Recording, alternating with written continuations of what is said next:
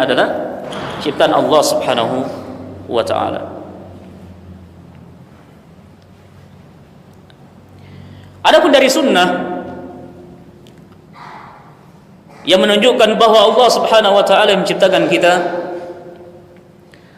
sebagaimana di dalam hadis yang diriwayatkan oleh Bukhari dan Muslim, dari potongan hadis disebutkan yab'atsu ilaihi malakan, diutus kepada mereka malaikat. Jadi diutus kepada mereka malaikat. Kemudian diperintahkan untuk menetapkan 4 perkara. Ya. Jadi ketika manusia ini ditiupkan ruh di dalam rahim ibunya di umur 4 bulan, maka Allah mengutus padanya malaikat menetapkan 4 perkara. Jadi 4 bulan itu sudah hidup, sudah ditiupkan ruh, makanya biasa sudah bergoyang, ya kan? Maka diperintahkan kepada malaikat, Allah perintahkan malaikat untuk menetapkan 4 perkara. Apa yang ditetapkan?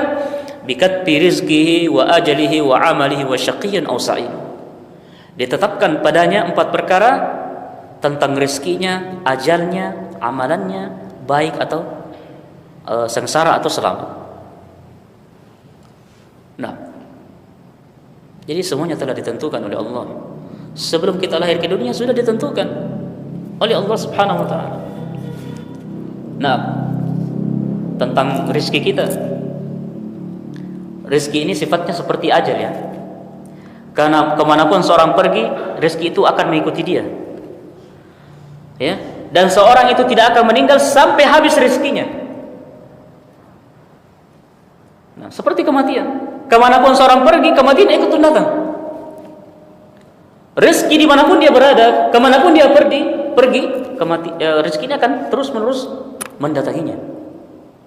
Tetapi tentunya barakallahu fikum bukan menunjukkan bahwa kalau begitu tidak usah bekerja, kan gitu. Nah, Allah Subhanahu wa taala menetapkan pada tiap hambanya rezeki, dan Allah memberikannya tentunya ini melalui usaha yang dia lakukan. Ya kan? Ada sebabnya. Jadi ada namanya sebab akibat. Ya. Orang ketika dia haus, maka dia harus punya usaha menghilangkan rasa haus itu, minum. Ya kan? Ketika dia lapar, maka dia harus mengambil sebab akibat. Ambil usaha. Dia makan. Ya. Kalau dia berdalilkan dengan takdir, kalau gitu tidak usah makan. Dia ikat kedua tangannya, makanan siap di atas meja, minuman siap. Kemudian dia ikat tangannya, dia mengatakan, kalau Allah menakdirkan saya kenyang sendiri. Ya coba, kalau bisa kenyang sendiri, kan gitu. Jadi harus kita menggerakkan tangan, masukkan kadang ke dalam mulut, ambil makanan dan seterusnya. Ini masalah makanan, belum yang lain, kan gitu. Belum kalau kita mau berbicara masalah keselamatan, kita keingin selamat, cari jalan-jalan keselamatan. Kata seorang penyair, tarjun najah wa lam tatruk masalika, inna safinata lan tatruk alal yabas. Engkau menginginkan keselamatan, tetapi tidak mengambil jalan-jalan keselamatan tersebut. Ingin selamat tapi tidak punya usaha. Ingin masuk surga tapi tidak beribadah. Sesungguhnya perahu itu tidak berlayar di atas daratan. Ya kan? Perahu itu berlayar di atas air, sungai, laut, samudra. Ya. Yang di atas daratan itu mobil, ya kan? Motor, sepeda. Artinya apa? Orang ketika ingin mendapatkan keselamatan, dia harus punya usaha, punya kesungguhan, harus kerja keras. Ingin masuk surga, itu harus kerja keras, semangat. Ingin selamat dari neraka, harus punya usaha. Salah satu usaha terbesar yang kita lakukan adalah belajar. Pelajari Al-Quran, pelajari sunnah, pelajari ibadah, pelajari tauhid, pelajari akidah. Bagaimana kita bisa ikhlas dalam beribadah? Pelajari tuntunan Rasulullah SAW. Bukankah semuanya telah jelas? Tanggung jawab kita adalah belajar, sehingga kita beribadah kepada Allah itu dibangun di atas ilmu, dibangun di atas keyakinan, bukan dibangun di atas ikut-ikutan. Nah, akan tetapi dibangun di atas ilmu. Ikhwan bin azakumullah, maka ini perkara yang pertama yang wajib untuk kita pelajari dan kita beramal dengannya, bahwasanya Allah telah menciptakan kita, wa razaqana, dan telah memberikan rizki kepada kita. Jadi Allah memberikan rizki. Bahkan Allah menjadikan segala sesuatu yang ada di langit dan di bumi ini itu untuk manusia. Allah menciptakan daratannya, Allah menciptakan lautannya, termasuk udara, semuanya makhluk seluruhnya ada di langit dan di bumi. Allah Subhanahu wa taala ciptakan agar semuanya menjadikan manusia ini beribadah kepada Allah Subhanahu wa taala. Maka Allah memberikan rezeki kepada manusia adalah agar manusia ini beribadah kepada Allah Subhanahu wa taala. Nah, wa razaqana wa lam yatrukna hamalan, dan Allah tidak meninggalkan kita begitu saja. Kita tidak seperti binatang ternak, hewan. Manusia diciptakan oleh Allah itu dalam rangka tujuan yang mulia. Oleh karena itu, salah satu bukti bahwasanya Allah Subhanahu wa taala menciptakan kita bukan untuk sia-sia, maka diutus kepada kita seorang rasul. Ya, diutus kepada kita seorang rasul. Siapa yang mentaati rasul tersebut, dia akan masuk surga, yaitu Rasulullah sallallahu alaihi wasallam. Siapa yang taat kepadanya, maka dia masuk surga. Siapa yang bermaksiat kepadanya, dia masuk neraka. Ya. Sebagaimana Allah Subhanahu wa taala berfirman, "Inna arsalna ilaikum rasulan syahidan 'alaikum kama arsalna ila fir'aun rasul." Kami telah mengutus kepadamu seorang rasul sebagai saksi atas kalian, yaitu Rasulullah sallallahu alaihi wasallam. Sebagaimana kami telah mengutus seorang rasul kepada Fir'aun, akan tetapi Fir'aun bermaksiat kepada rasulnya. Siapa yang diutus kepada Fir'aun? Nabi Musa alaihissalam. Bahkan di saat-saat Fir'aun ini membunuh semua anak laki-laki, justru Nabi Musa alaihissalam didapatkan oleh keluarga Fir'aun dan dibesarkan di rumah Fir'aun. Selamat beliau. Ya.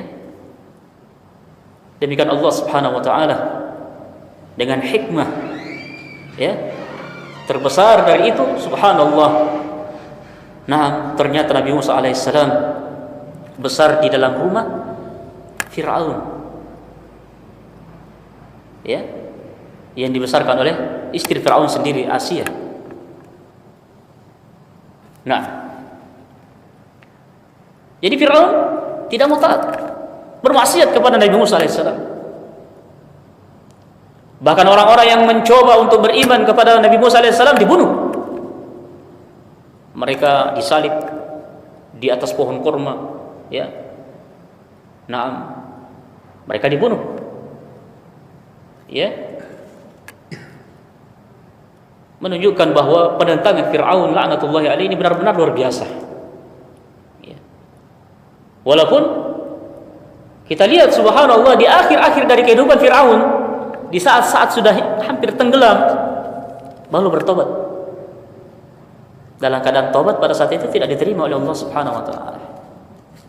Kata Nabi sallallahu alaihi wasallam, sesungguhnya Allah menerima taubat seorang hamba malam yughargir, sebelum nyawa itu sudah di kerongkongan. Nah, ini Fir'aun ini sudah hampir mati dia, ya. Bertobat, amantu bi Rabbi Musa wa Harun. Saya beriman kepada Nabi Musa dan Harun. Dalam keadaan sudah sekarat seperti itu tidak diterima taubat. Demikian pula taubat itu tidak diterima ketika matahari sudah terbit dari barat. Biasanya kan terbenam di barat. Nah, kalau matahari sudah terbit di barat, ini taubat sudah tidak diterima. Sebelum dua keadaan itu terjadi, maka taubat itu masih diterima oleh Allah Subhanahu wa taala. Innallaha yaghfiru dzunuba jami'a. Siapa yang bertobat, maka Allah mengampuni dosa seluruhnya tatkala dia bertobat kepada Allah Subhanahu wa taala. Nah,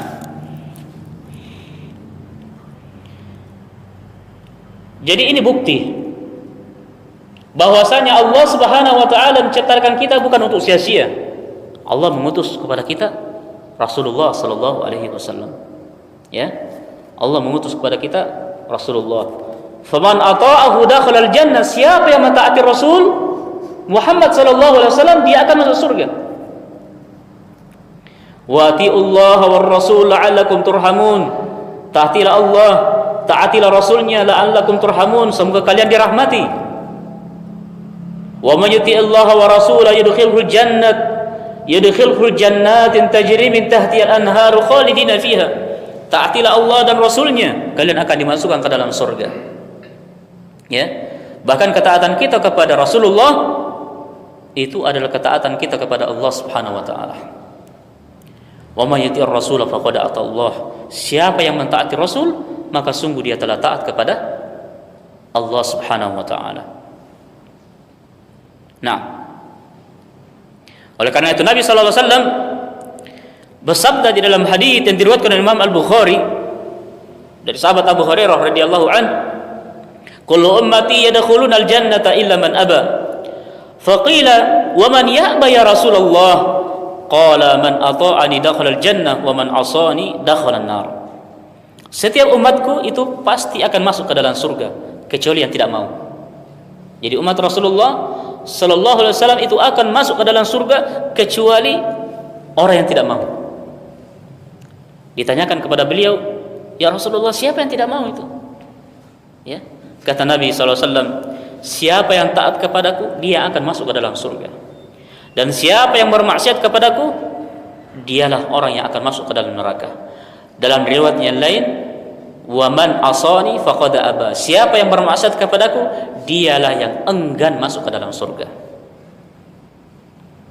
Ya. Nah, jadi manusia akan terbagi menjadi dua golongan. Yang taat kepada Rasulullah, dia akan masuk ke dalam surga. Dia akan masuk ke dalam surga. Yang bermaksiat kepada Rasulullah sallallahu alaihi wasallam, inilah yang tidak mau masuk ke dalam surga. Inilah yang tidak mau masuk ke dalam surga Allah Subhanahu wa taala.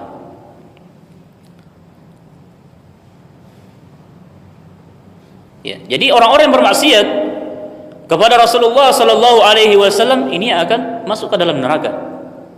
Dia tidak mau masuk surga, berarti masuk ke dalam neraka. Nah, di antaranya Allah Subhanahu wa taala berfirman, "Wa may ya'sillaha wa rasulahu wa yata'adda hududah yudkhilhu naran khalidan fiha wa lahu 'adzabun muhin." Siapa yang bermaksiat kepada Allah dan Rasulnya dan melampaui batas, ya, maka dia akan dimasukkan ke dalam neraka, kekal di dalamnya. Bagi dia azab yang sangat menghinakan. Ya, dalam surah An-Nisa ayat 14. Wa may ya'sillaha wa rasulahu faqad dhalla dhalalan mubina. Siapa bermaksiat kepada Allah dan Rasulnya, sungguh dia telah sesat dengan kesesatan yang nyata. Di dalam surah Al-Ahzab tadi ayat 36. Kemudian di dalam surah Al-Jin ayat 23. Wa may ya'sillaha wa rasulahu fa inna lahu nar jahannam khalidina fiha abadan. Siapa yang bermaksiat kepada Allah dan Rasulnya, maka baginya neraka jahanam, kekal di dalamnya selama-lamanya. Ya, jadi tidak akan keluar. Sudah waktu. Nah, dia akan kekal di dalamnya selama-lamanya. Nah, selesai perkara yang pertama yang wajib untuk kita pelajari dan kita beramal dengannya, yaitu terkait tentang Allah Subhanahu wa taala yang telah menciptakan kita, memberikan rezeki kepada kita dan tidak memberikan kita begitu saja seperti binatang ternak, akan tetapi diutus kepada kita Rasul menunjukkan bahwa kita ada tanggung jawab yang harus kita jalankan, yakni beribadah kepada Allah Subhanahu wa taala. Naam, wajib bagi kita untuk beribadah kepada Allah Subhanahu wa taala di siang dan malamnya, di setiap saatnya. Semuanya itu adalah jalan untuk mendapatkan keselamatan, baik itu di kehidupan dunia, di alam kubur, dan terlebih lagi di akhirat. Untuk perkara yang kedua dan ketiga insyaallah kita akan lanjutkan pada pertemuan berikutnya. Naam, subhanaka wa bihamdika asyhadu an la ilaha illa anta astaghfiruka wa atubu ilaik. Wa akhiru da'wana alhamdulillahi rabbil alamin. Wassalamualaikum warahmatullahi wabarakatuh.